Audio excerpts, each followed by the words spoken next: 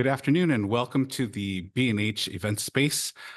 Today is Westcott Wednesday. It's the June edition of Westcott Wednesday, and they were kind enough to send over dance photographer Sharon Morgenstern. How you doing, Sharon? Hi, how are you? Thank you for Good. having me. We go over a lot of wildlife photographers, that sort of motion. We've talked to a lot of sports photographers, that type of motion. So it's great to be able to start talking about photographing dancers. How did you get into it? So I got into it kind of accidentally. I was a dancer when I was younger. I danced until I was about 20, 21 years old.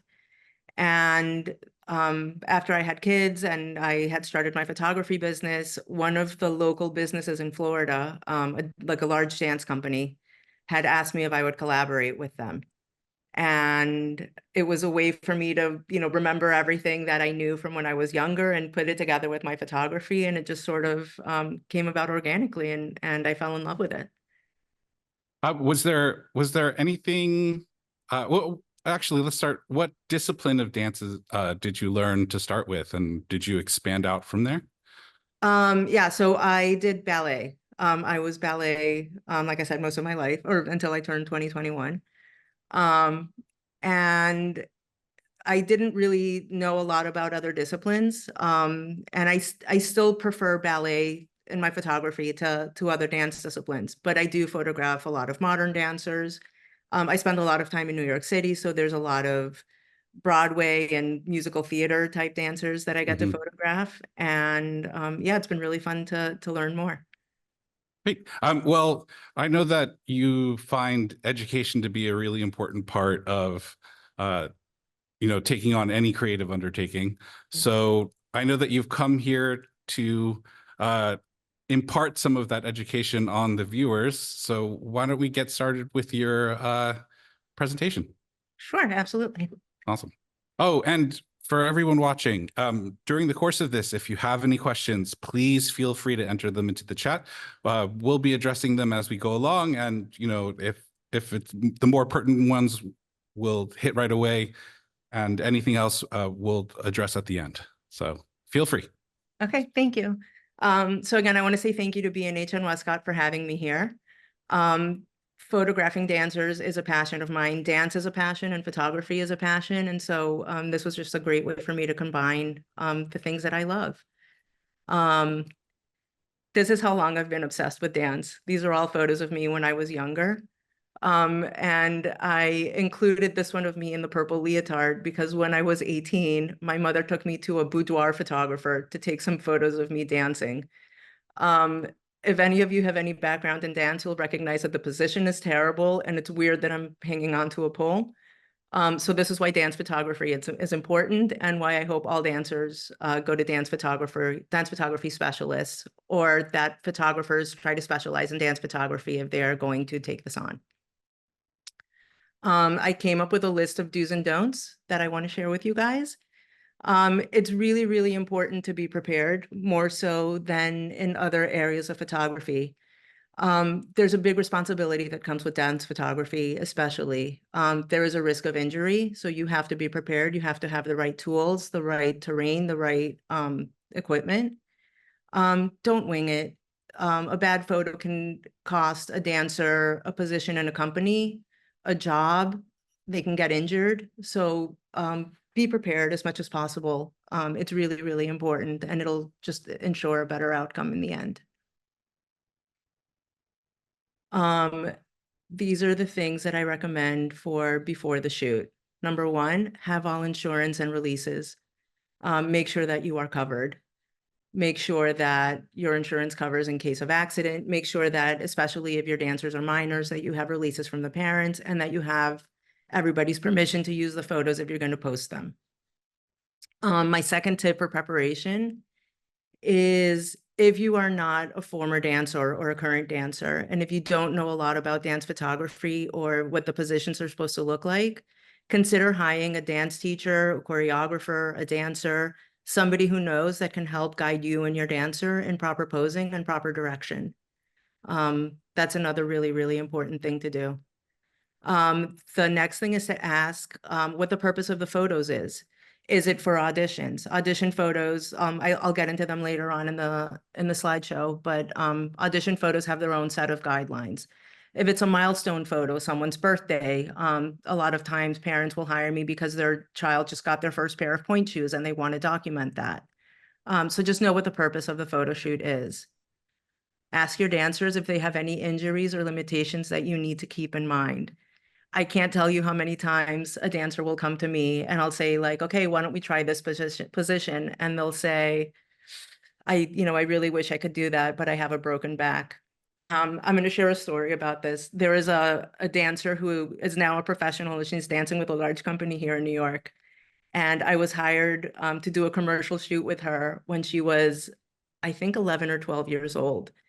And she came up to me, we got on location, and I was like, okay, why don't you put on your point shoes and, and I explained the position that I wanted to do. And her mother stopped me and said, she has a broken foot. And I panicked because I had no idea that this child had a broken foot, but she strapped a point shoe on it anyway, and she did it on the other leg. And it's a beautiful photo where the girl has her leg by her ear, and you would never know that that top foot is broken.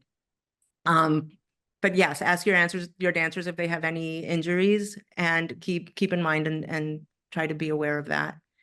The flip side to that is ask them if they have any special skills that they want you to highlight. So some girls are really flexible and they want you to highlight that. Some are really good jumpers. Some are, have really strong backs or really strong, whatever it is that their specialty is or special skill. Make sure you ask them that you are aware of it and that you highlight that. That'll help you sell images, if nothing else, and it'll make everybody happy. I just wanted to point out, you're also part of the headshot crew, Peter Hurley's headshot crew. Very And much I, so. when I think of dance photography, it's always, an artistic aspect, the creative notion behind it. But you brought up, if you're not prepared, if you wing it, it could cost a job. So Sure. these dance photos could very much be like a CV or a resume or their entertainment headshot, just like any actor or performer as well, huh? For sure, absolutely. And headshots are a big part of it. And that's why, like, I'm super grateful for the headshot crew. And a lot of the things that I know and that I'll talk about, I actually learned from Peter. There's a paying attention to detail that I'll get into a little bit later, but that definitely came from the headshot crew and from Peter. Awesome. All right. Well, I'm gonna bow out a second. Yeah. But yeah, as far as the headshots thing and the audition photos, sometimes auditions happen over photos. A lot of the summer programs, especially with like the teenager and pre-professional dancers, the summer programs ask them to submit a certain specific photo.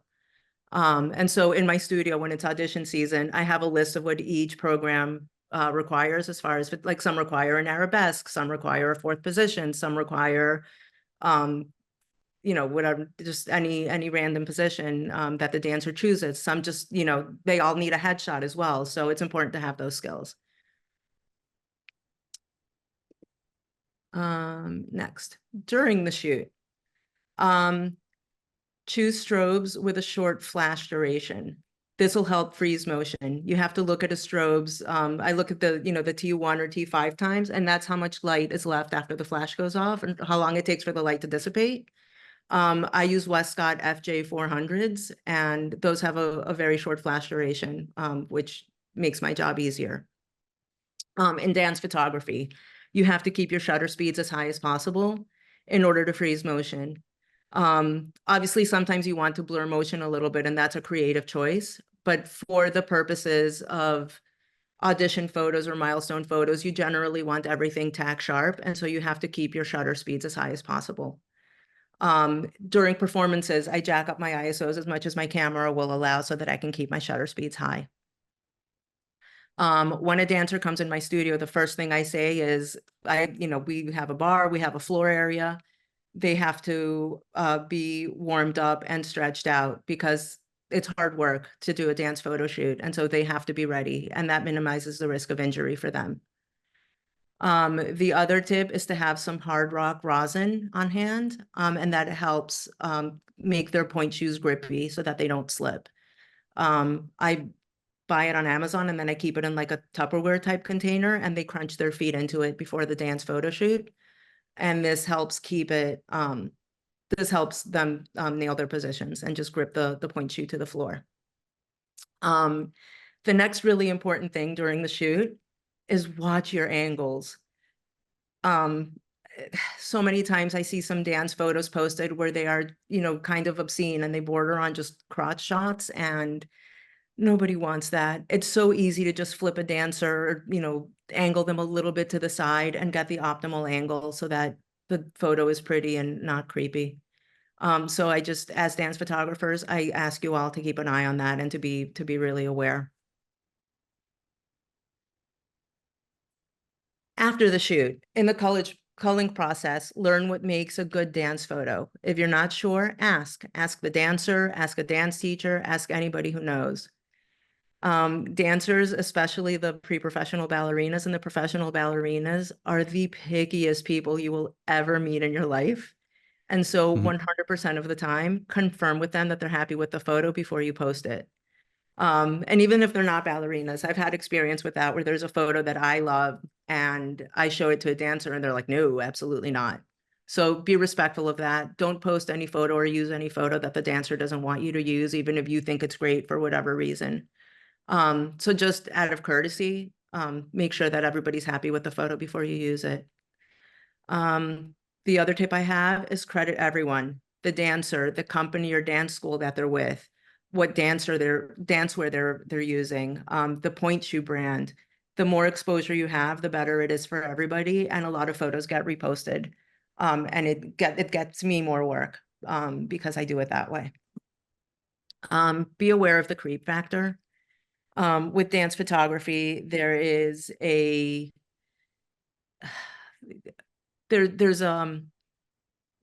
creep factor. There's not everybody has good intentions, and just be aware of it. I keep an eye on my Instagram and see who's liking photos, especially if it's a very young dancer. Be careful with what positions you're putting dancers in. If they're in any way sensual or sexual or not age appropriate, just don't use it. There's no need. It seems like there's like a lot of background and experience things that you need in this preparation process. Sure. For landscape and other types of photography, there are, groups and mentorship programs. Is there anything like that for dance? Absolutely. So I've been lucky enough to be taught by some great dance photographers. There's a lot of people who came before me and who also share a lot of educational content on dance photography. Rachel Neville is somebody who I would 100% recommend. There's a dance photography conference, specifically the Pas de Deux Dance Conference, that has a lot of information, and they have a lot of great speakers. Jordan Matter has a lot of great content as well. He's all natural light. So if you want to do more in studio and use lighting creatively, then there's other ways to go. But yeah, there's definitely a lot of dance mentorship out there. And I would 100% recommend that you take advantage of anything that you can find to help you become better at this. Great. Thank you for that question. Yeah, of course. Okay. And then because we had the do's, now we're going to get into the don'ts. Don't touch dancers. Not like there's no need. Dancers are, aside from being some of the pickiest people in the world as far as what looks good and what doesn't, they're also incredibly aware of their bodies. So it's very easy to just say, turn your right leg out a little bit. Your supporting leg needs to straighten the knee. Point your toes up, lift your head up. There's no need to touch anybody. So don't do that. The second note is, especially with younger dancers, don't let moms bully their children. Support can look a lot like bullying. And my recommendation is, don't be afraid to kick a mother out of your shoot if she's not being cooperative or if she's not being kind to her dancer. I've seen girls just dissolve into tears and be unable to do the shoot anymore because the parent was yelling at them. So just don't let that happen. In my slide, I say don't let moms, but just parents in general. Don't take unnecessary risks. Like have you seen with family photographers where they use train tracks and stuff, and there's a lot of risks that we don't need to take? With dancers especially, they're going to be willing to try things, but don't put them in unnecessary risky positions. I like shooting in the middle of the street sometimes when we're outside, but like there's no need to take unnecessary risks. Be aware of your surroundings, be aware of traffic around you. Um, I've seen people put dancers in trees. That it's not necessary. Too Just much. One step just too far. right, exactly. Yeah. Like just be aware that this is their passion and they're hiring you to document it, and it's just not worth injuring someone and ending their dance career because you wanted to take a cool shot. So just be aware of that. And then the other tip I have is don't miss details. And this goes both ways. One is, and this is, like I said, something that I learned from Peter Hurley, the attention to detail is super important. I like symmetry, make sure that laces are tucked in correctly, make sure that, oh gosh, so often a dancer will come in and if her hair is down, 100% of the time she has a hair tie on her wrist. Make sure that gets taken care of before you start photographing. There's nothing worse than like taking a great shot and then realizing that like you missed a detail like that. Then the other side to that is focus on the details. I like taking close-up shots of point shoes or of girls putting on their point shoes. It's just a really beautiful moment, and it's a tiny detail that people often miss. So that's the end of the did you have a question, Fred? Yeah. You mentioned that in the preparation, like when you had if you're taking pictures of a dancer for a specific application to a competition or something, that there would be a list of shots that were necessary and required. Do you keep time on the side for the detail shots for your own personal collection in terms of, this is what the dancer needs, this is what the application needs, and this is time for making those creative shots outside of that? Yeah, absolutely. So it depends on the type of session that I was hired for. Mhm. And at the end of the day, yes, this is my passion, but I'm also running a business. And so when it's audition season, I tend to book them back to back to back, and I have a certain allotted amount of time for the dancer to get the 3 shots or 4 shots that they need, including time for a headshot, which is a separate setup. So when time is limited, then no. But if Mhm. we get to the positions quickly and the dancer nails it, then yeah, absolutely, we'll go into the more creative shots. When I get hired for creative sessions, that's when we let imagination run wild, and Nice.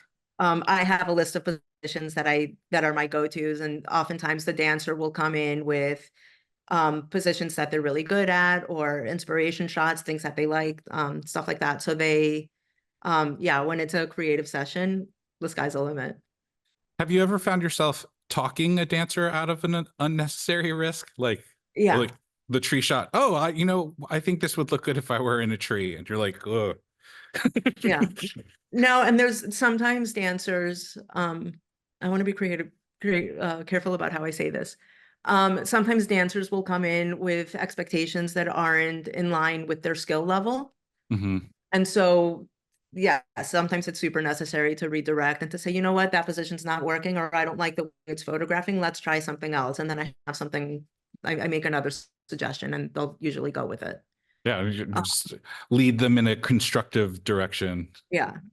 Yeah. Okay. Sometimes it's unrealistic expectations, and I have to redirect. Absolutely. Mhm. Um, I want to, okay. So, this is an example of a shoot. My favorite type of lighting for dance photography, especially for the creative sessions, is the overhead octa with a grid. So this is one FJ400. No other lights are on in the room. And it's just, this is what it looked like straight out of camera on the left, and on the right is the edited shot. These are not the same shot. These are consecutive back to back. In the first one, let me see if this allows me to zoom in. It doesn't. Okay. The position of the rear hand, the hand that's in shadow, I don't really love. It's turned in a little bit, so I had to turn that wrist and jump again. And there is some motion blur on the foot that's up. My shutter speed was very low, so I corrected that and then took the shot, which is one of my favorites that I've taken in a long time. These are more examples of the overhead lighting. This is absolutely my favorite lighting. It's dramatic, it's beautiful, it highlights muscles, often stunning. So these are our three ballerinas. And you'll notice all their point shoes are tucked in correctly. They are on their go box correctly. Their hands are soft and delicate. Their faces are pleasant. Like it just everything sort of came together with these.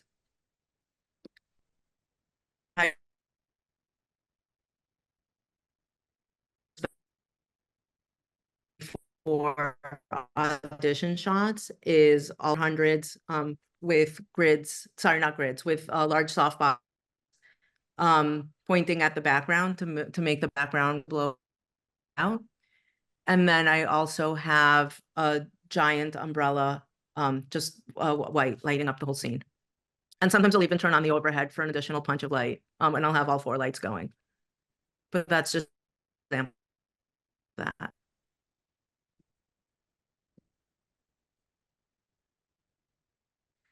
This is the same shot taken with 2 different types of light, with the umbrella, like just giving light to everything. And the second is just the background lights turned on. Same shot, very different feel to it. I would not recommend using the silhouette shots for audition purposes. They mostly need to be fully lit, white background, white light, just sort of all lit up evenly, flat.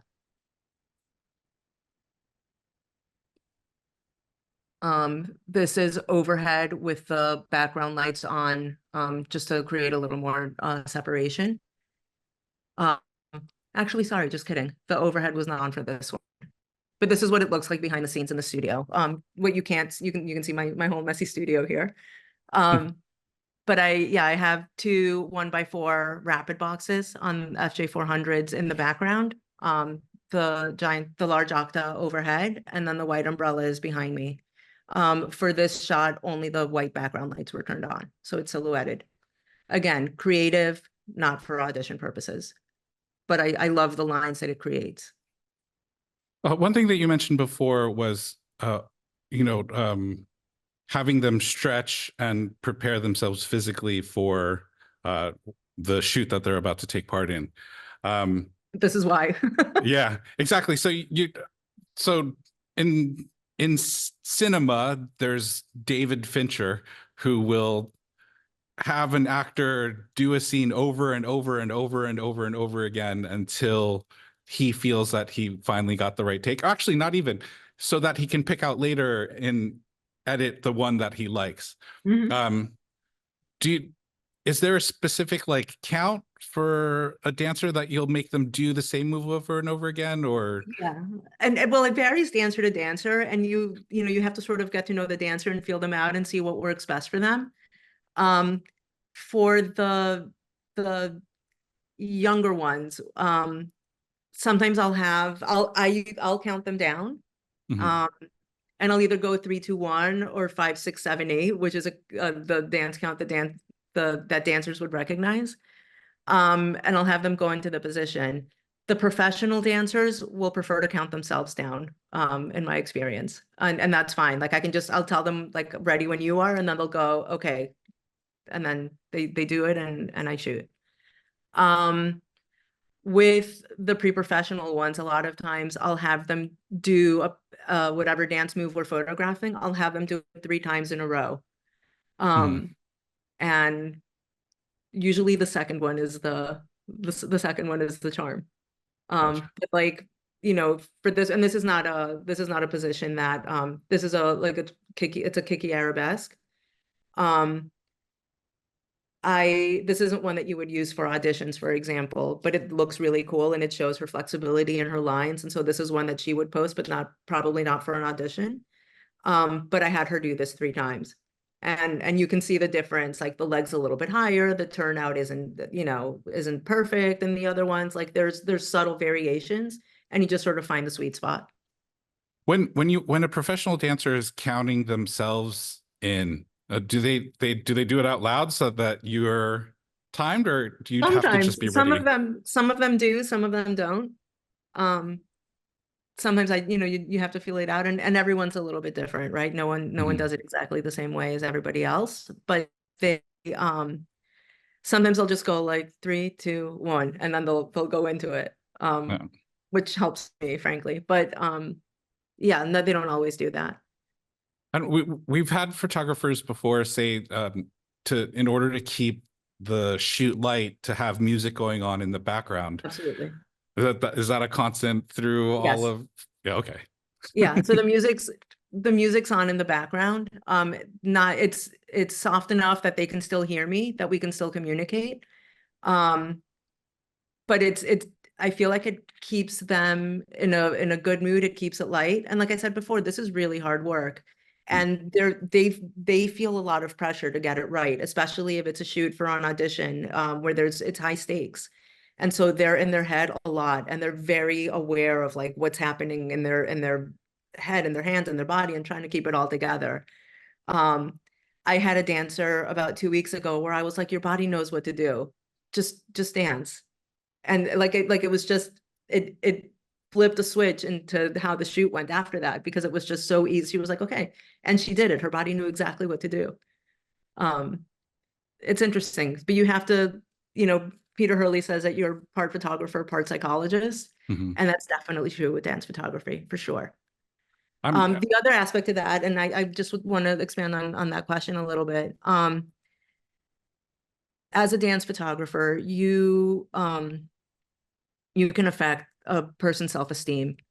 Um, Having the power to affect how someone feels about themselves, put positively or negatively, is a really powerful thing, and it's something that photographers need to be aware of, because your attitude and how you communicate with dancers and how encouraging you are can change their perception of themselves, and that's something that's super important to keep in mind, Yeah. especially when they're younger. There's no one harder on themselves than a 12-year-old dancer. Like, there just isn't.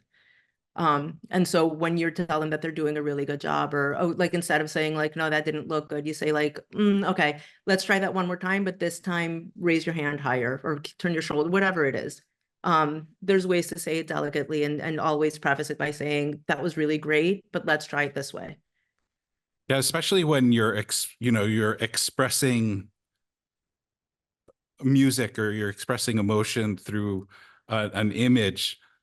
The way the shoot is going will definitely carry over in the way the image looks. For sure. I imagine it's also helpful in terms of, music will have a rhythm and a beat to it. And if they're Mhm. counting themselves down, they're probably counting themselves down alongside of the music. So it probably helps you Yeah. know where the beat is going to, like, where that toe is going to hit the ground or get up in the air. Yeah. Nice. You also have to gauge a dancer's speed, like how controlled they are. This arabesque, for example, is not controlled at all. She just whacked it up there. Mhm. Um, where her regular arabesque is very much like there's a different flow to it, a different timing. Let me move on. Mhm. So these are some examples. These were done here in New York City, but this is I also use lighting outside. I have FJ200s with rapid boxes that I like deploying outside. They're easily handheld, and I can just throw them in my bag, and as long as there's no light stand, usually police or park rangers or whatever don't get too upset if you bring them out. Um, so that's just some examples of that, and it just gives it like a kiss of lighting. Attention to detail. I see a lot of dance photos where the dancer is not on their box. They're kind of sort of maybe on their box, but not really completely. Or where the laces are not tied correctly. This will kill a photo like so fast. So just pay attention to those details and make sure these are just like super easy basic things. Sorry, on the box. The uh, toe box. oh, okay. So the That's sorry, yeah, the point shoe has the top of it is called the box, the toe box. That's where the toes get put in. And the dancer needs to be firmly on it in order for the photo to be correct. okay. And there's a certain way to tie point shoes. If the laces are sticking out, absolutely not. There's just as a side note, there's an Instagram account where for companies that hire models and then strap point shoes on them and have them pretend to be ballerinas. And like a lot of times we'll have the point shoe like tied all the way up the leg, or like it's just really comical thing. So if you want some No. entertainment, go look for those. It's pretty funny. And don't do any of those things. And also for the companies that are watching, in any case, just hire dancers. Oh, we Um, have a couple of questions come in. sure. A couple I think I'm going to save for later, but they're more technical and more camera based. But Mhm. one Steve has asked, from a photographer's point of view, how many dance position names is it helpful to know? I'm so glad you asked that question. That'll come up in the book, but there's a handful of basic positions that you should know. Um, to that end, I am almost done with a book, a guide to photographing dancers, for photographers who don't have a background in dance. And they go through the basic positions, what they're called, how to photograph them, how to pronounce the position, and how to direct your dancer safely into doing it. So that was a perfectly timed question. Thank you. Yeah, of course. So this is a very poorly done arabesque. You guys have no idea how hard it was to get this girl, who is a professional dancer, to do a position incorrectly. That's why she's sticking her tongue out. At first glance, and if you don't know anything about dance at all, it might look okay. It might look like it's correct, minus her tongue sticking out. But these are actually all the things that are wrong with it. And this is a correctly done arabesque. So I'm going to go back to the previous slide. The hand is a claw. It should never be. My old dance teacher say, if you look like you're holding a cheeseburger, that's the wrong position. So the hand needs to be soft. It needs to be soft and pretty. It needs to be at eye level. The shoulders need to be square. The backhand also looks like a claw. The back foot is pointed straight at the back wall in a correct arabesque. The toes are pointed at the ceiling. The supporting knee is slightly bent and the toe is not turned out, the supporting foot. In a correctly shot arabesque, first of all, you should always shoot it from hip level, because otherwise the legs look like they're different lengths. So you want to keep it at hip level so that the distortion doesn't affect you. I'm going to start from the bottom up this time. You should always be able to see the sole of the point shoe in an arabesque, in a well done arabesque. The supporting knee needs to be straight. The hips and shoulders should be more or less square. The toes need to be pointed at the ceiling like they are here. The hands need to be soft and pretty and at eye level. And the head needs to be, following the eye line. So that's just an example. And there's a bunch of positions that I have. I'm in the book that I'm almost done with. It goes through the basic dance positions. There's 24 of them. And in it, I show you how to pronounce it, how to direct it, what angle to shoot it from, and what are the things that you should look out for. And as far as for everybody that's watching, as far as when the book will be available, we will be sharing in the description of the YouTube video a way to register Yeah, there's for a news about the I have a book. QR code coming up for that. Okay. And yeah, so that'll be available in the QR code, eventually in the description for the video on replay.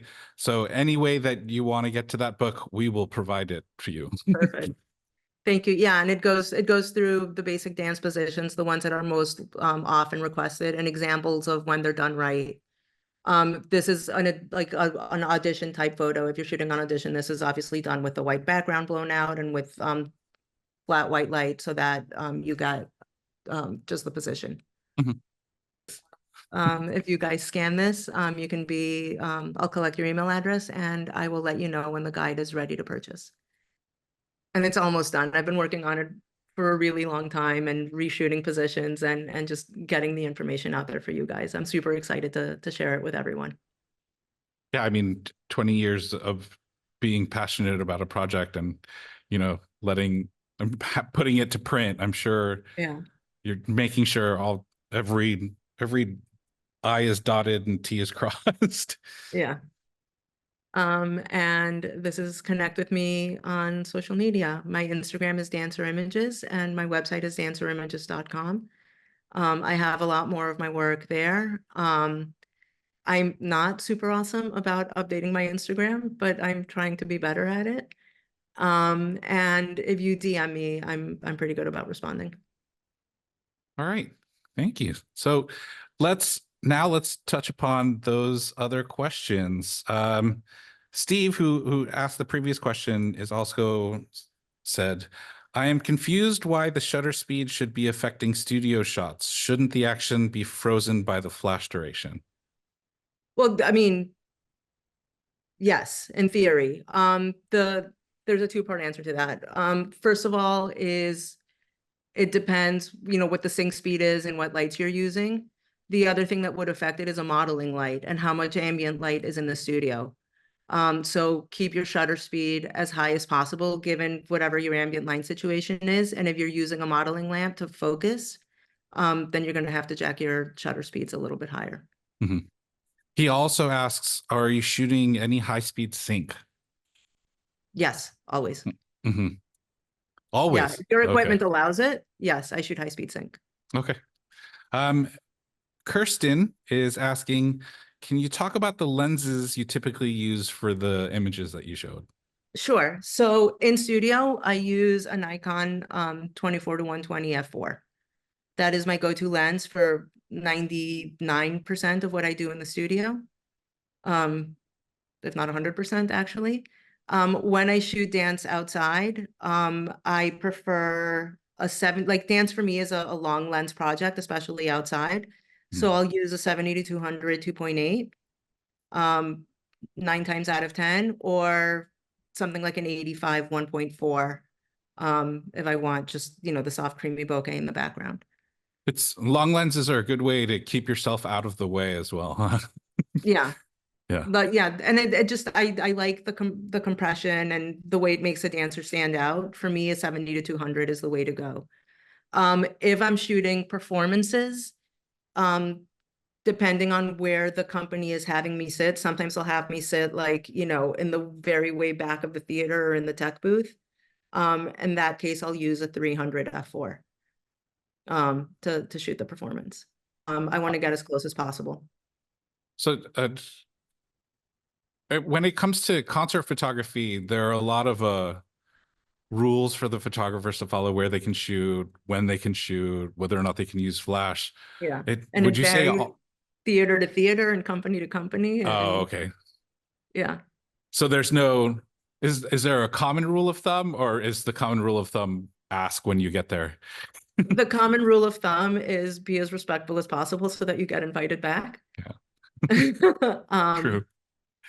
the other rule of thumb is whenever possible, make friends with the lighting guy. Um, Oh, I, I wouldn't have thought of that. I, and the other thing that I do is always I go to the dress rehearsals so that I'm as familiar with as possible with the production. Mhm. And that way I can get a couple shots out that they can use for promotion, but also I know ahead of time if the lighting design on a dance number is particularly dark. I can either ask for there to be just, a smidge more light or adjust my equipment accordingly so that I know what to expect. Mhm. Um, we have that was Kirsten. Christy Bell is Hey, asking, do Christy. you, oh, okay. Hi, I know Christy. her. Yeah. Do you typically like shooting tethered? In studio, 100% of the time. The dan like the variation from one photo to another is subtle, and there's no way to see it in the back of the camera. It's just minute details. So the bigger your screen, the better your results are going to be, and the better you can explain to the dancer, like, okay, Mhm. you see how in that shot your toes weren't pointed in the right direction? Fix it for the next one. Like, they're visual creatures as well, so they can see it and they can correct it. So 100% of the time, shoot tethered and into as big a screen as possible.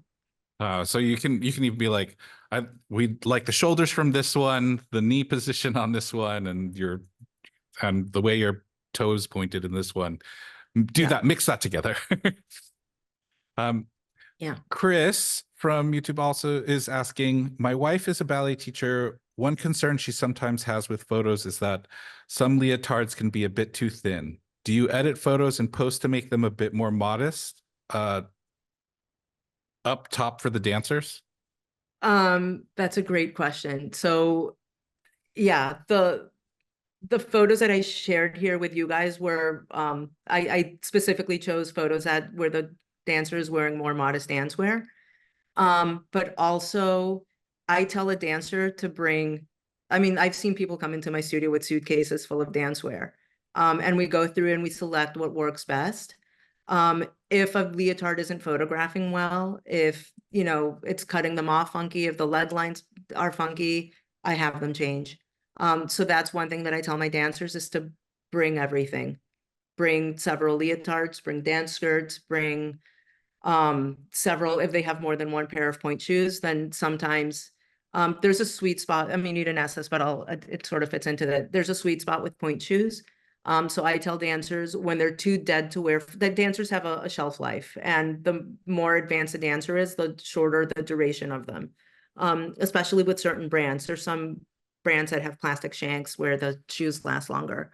But point shoes can die really quickly, and at the point that they die, they're no longer supportive, and the risk of injury to the dancer is greater. And so I'll tell dancers if they have several pairs of point shoes to bring them. If a point shoe is too dead to wear for class, but not quite like super dead yet, then they become photo shoot shoes, because at that point they're soft and malleable, and the foot tends to look really good in them. But there's a sweet spot, and once they go past it, they're dead, and the foot is just crunched in there, and it no longer looks good, then they're ready to be trashed. Mhm. But yeah, it's, just have dancers bring different options, and don't be afraid to tell them to bag something if it's not good. Gotcha. So if you're coming prepared to the shoot, they should come prepared to the shoot as well. Yeah, So 100%.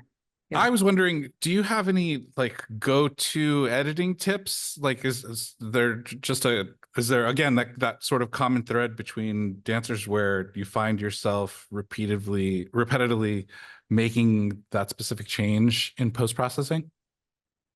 I mean, there's so many editing options of it. Find your style.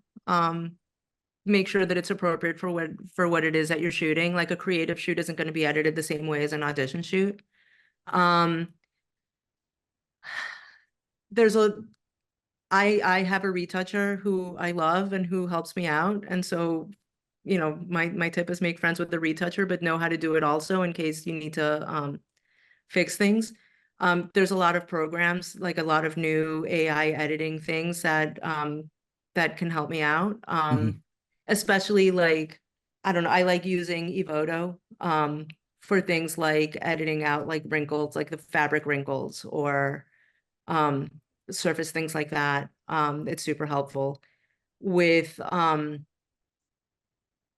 yeah, other than that, I think it depends on the scene and what the shoot is for. Mhm.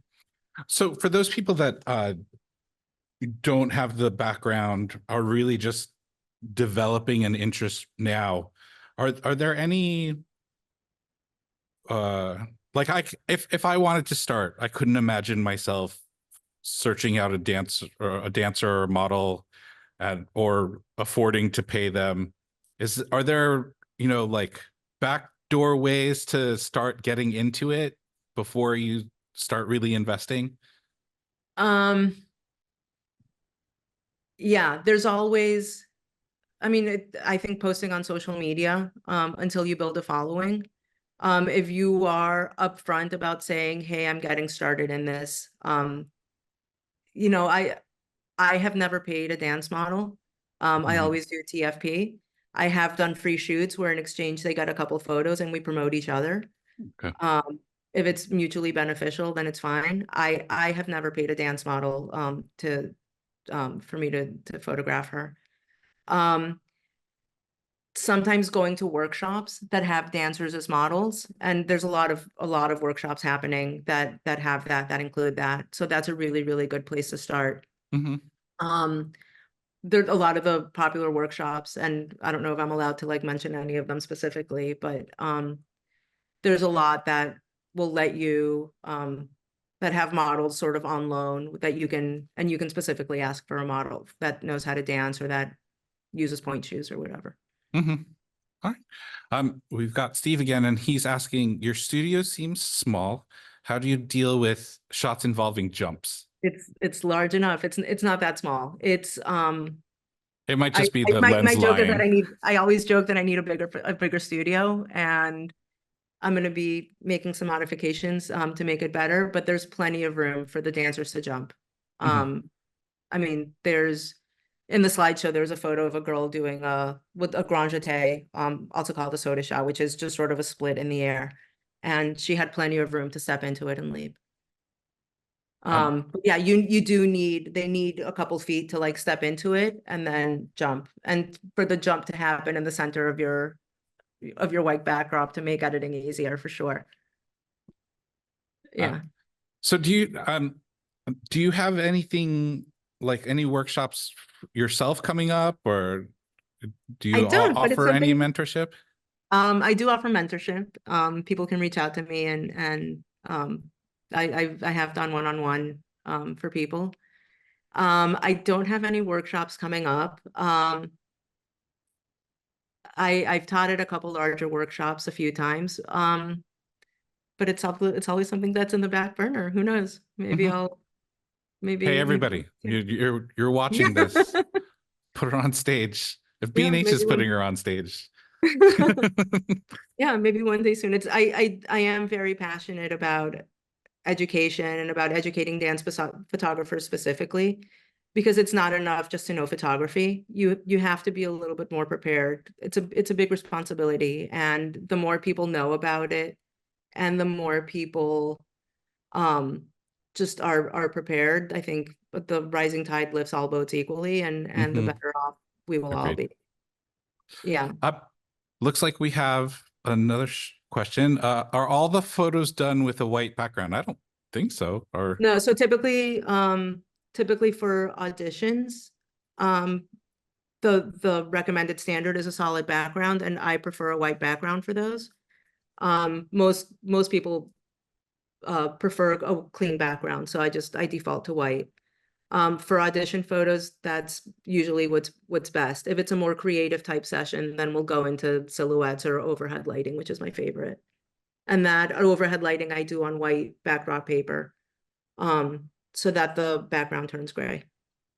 if you're working with any solid, well, not any solid background, but a brighter solid background, then controlling y- your exposure and lighting can definitely, you doesn't have to be a white background all the time. So Yeah, that's a I good did a top shoot tip. last week though. That was kind of fun. Where I put the Westcott, like the covers, the colored light covers. I put one in like it washed the whole room pink, and it like that turned out really, really pretty. Nice. So Yeah, it was sort of a fun, creative little thing. top tip on a Westcott Wednesday. Exactly. All right. Well, was there anything else you wanted to share with us, Sharon? No, just thank you again for listening, and thank you guys for watching and being here. Especially my headshot crew people. I saw a bunch of you come on, so thank you for that. Headshot. Oh, And thank you, Fred, for your help. yeah. It was great having you on. These Westcott Wednesdays have proven to be uh, really educational for all different types of photographers. I'm glad that we got dance in there. Um, we'd like to thank Sharon for joining us today. We'd like to thank Westcott for sending her over. We'd like to thank you, the audience, for watching. We hope you found it educational and entertaining. And, you know, if there's anything you have questions about or missed, this will be available for replay on our YouTube. Just search B&H Event Space if you're watching this on the B&H page. And with that, thanks so much, everyone. This has been another edition of the B&H Event Space. Signing off.